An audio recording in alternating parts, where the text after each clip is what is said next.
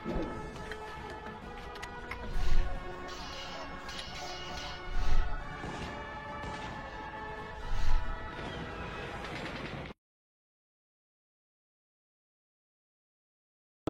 Sobat Bos semua, bertemu lagi dengan saya Arai di channel Belajar Online Sejarah.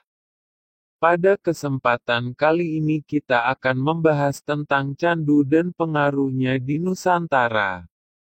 Tonton terus video berikut ini sampai habis. Sejak tahun 1667 VOC telah menyatakan bahwa candu merupakan monopoli tunggal VOC karena candu dapat memperlemah rakyat di Jawa. Oleh sebab itu baik Belanda maupun VOC telah meningkatkan pemasukan candu ke Jawa dan Nusantara dengan berbagai cara, termasuk mendirikan yayasan penjualan candu. Setelah Nusantara bukan lagi milik VOC dan beralih ke pemerintah Belanda pada tahun 1799, kesengsaraan orang-orang Jawa makin bertambah. Bahkan untuk urusan candu, kerajaan Belanda ikut campur tangan langsung dalam hal penjualannya. Pada tahun 1824, Raja Belanda saat itu Willem I mendirikan sebuah perusahaan perseroan terbatas dengan nama Nederlandse Handelsmaatschappij atau NHM dengan modal 37 juta gulden. Opium pah atau hak jual candu yang pada mulanya hanya dimiliki oleh orang-orang Tionghoa, sejak tanggal 1 Januari tahun 1827 mulai dihapuskan dan diberikan kepada perusahaan NHM. Perusahaan NHM bebas untuk membeli candu di luar negeri, tanpa adanya batasan dan larangan dari pemerintah Belanda. Dalam 3 tahun pertama perusahaan NHM mampu menjual 1.725 peti candu, dengan berat 62 kg per petinya. Banyak yang tidak mengetahui bahwa candu telah lama dilegalisasi di Nusantara oleh pemerintah Hindia Belanda. Bahkan candu adalah penyebab peperangan antara Kerajaan Lombok dengan Hindia Belanda. Karena Kerajaan Lombok pada waktu itu juga memperdagangkan candu di Nusantara.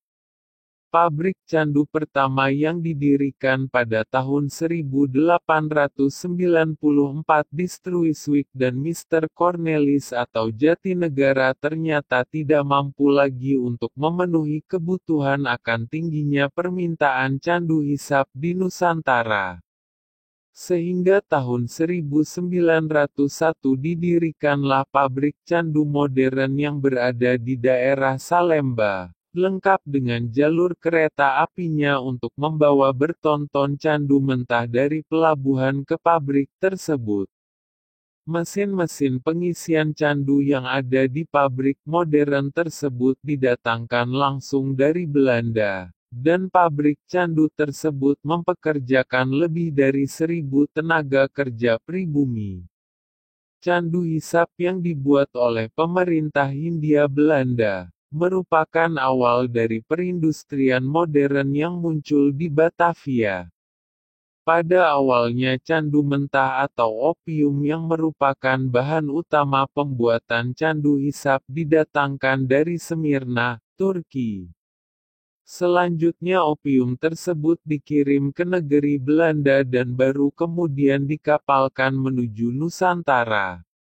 Karena lamanya proses untuk mendatangkan opium dari Turki, maka setelah pabrik candu modern beroperasi, pemerintah Hindia Belanda mulai mendatangkan opium dari Bengala, India.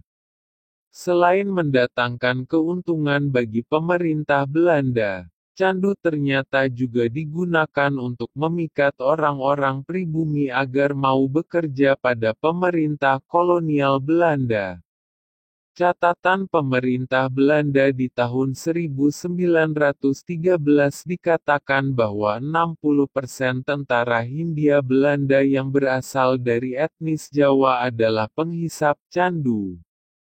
Keuntungan berlipat didapatkan pemerintah Hindia Belanda dari legalisasi candu di Nusantara. Jutaan gulden telah mereka dapatkan dari bisnis candu hisap ini. Belum lagi mereka mampu memanfaatkan candu sebagai daya tarik untuk mempekerjakan orang-orang pribumi. Namun tanpa disadari orang-orang pribumi pada masa itu adalah bahwa candu hisap pada akhirnya memperlemah mereka. Dan ini menjadi keuntungan tersendiri bagi pemerintah Hindia Belanda pada masa itu untuk semakin menancapkan kekuasaannya di Nusantara. Beberapa catatan melaporkan bahwa serangan pemerintah Hindia Belanda terhadap kerajaan-kerajaan lokal mengalami kesuksesan akibat dari pemakaian candu hisap secara berkepanjangan oleh rakyat di Nusantara. Para pemuda yang sudah terbiasa menggunakan candu hisap seolah kehilangan semangat dan daya tempur mereka saat berperang.